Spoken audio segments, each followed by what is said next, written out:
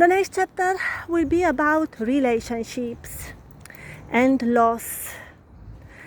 That is for many of us, I'm sure, something so important because we are triggered. I had so many people that live my life and I was thinking if there is something not in order with me or they are the guilty one. Sometimes I see even now coming this thing of judging.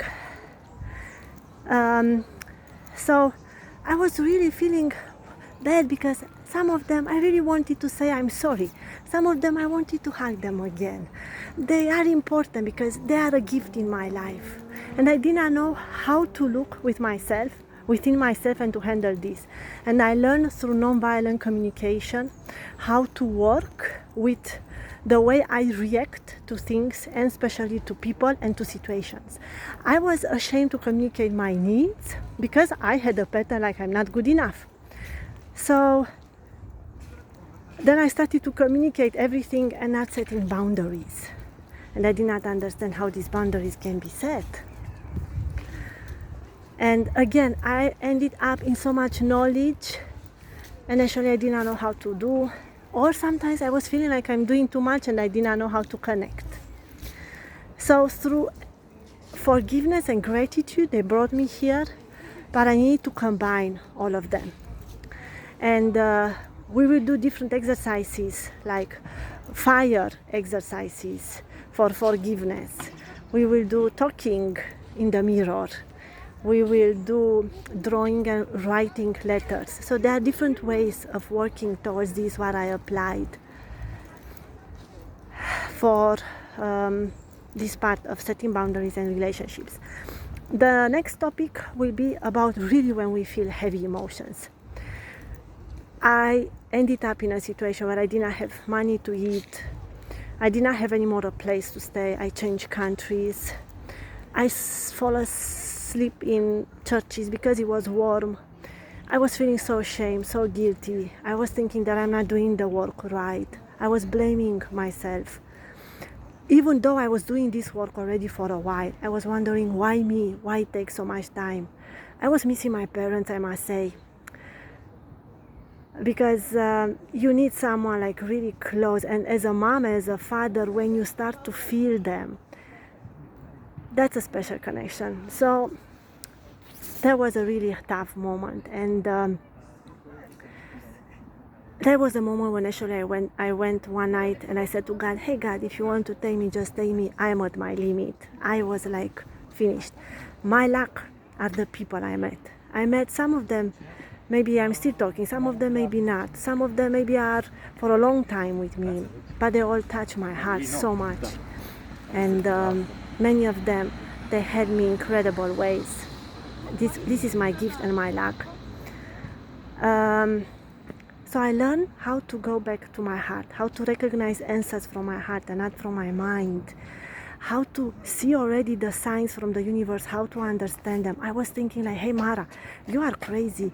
No, you cannot think like that. I'm coming from a corporative environment. I worked there and then I ended up cleaning toilets, doing the housework, which for some people, they were asking me, oh, you got to this point. Yeah, I learned that every job is important, every role is important, and I kept my dignity.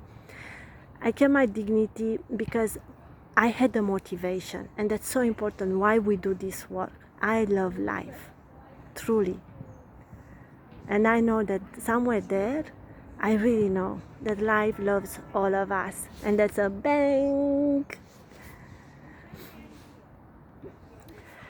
I learned to trust in what I was doing. For example, I was ashamed to do meditation, stepping, breathing, stopping exercises, which we will do just to stop. You will see what does this mean.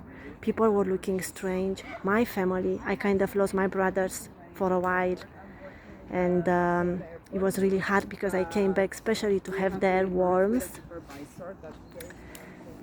and there was to start doing all this and people not to know you, they will look at you strange. I was told that I'm doing voodoo crazy stuff because I was meditating and breathing and tapping, but I did them, and I find ways to do them in churches, in coffee places, on the street, in the buses, in the trains, wherever. The last session altogether will be the one for the celebration, the dance. That's embodiment, that's movement. We need to, we are humans, and joy is a part of us. I was getting pissed off when people were telling me just smile, or it was not working like that. But yeah, we are joy, and I think we need to honor this part of ours as well. Even I know sometimes it's really heavy. It's really heavy. We will have a separate session of tapping or piano. Tapping, I have incredible results with tapping. I did not know so much about. I started with someone, then I gave up. Then I looked on internet and it's a mistake. Then I had this luck to do with one of the few master trainers. Not only that, I train myself and I apply myself. I had the chance really to watch someone doing this work properly. So I'm so grateful, and I would like to give a little bit. I had a situation where no pills were working for any of my symptoms, neurological symptoms, and I managed to calm down a huge pain only with tapping. 30 minutes, but I did it. Or with one of my friends that we brought him in Cancun for a retreat.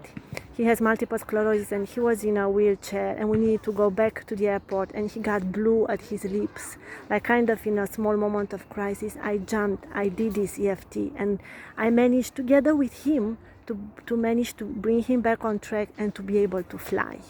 So that is I would like to offer to you, or piano, because it's joy. And I love how sometimes I start playing for people already. So why not for you as well? Or I talk English, German, Romanian, Spanish I'm learning now. So if you want some classes, I would be happy just to share, because sharing means also giving, and it's my gift.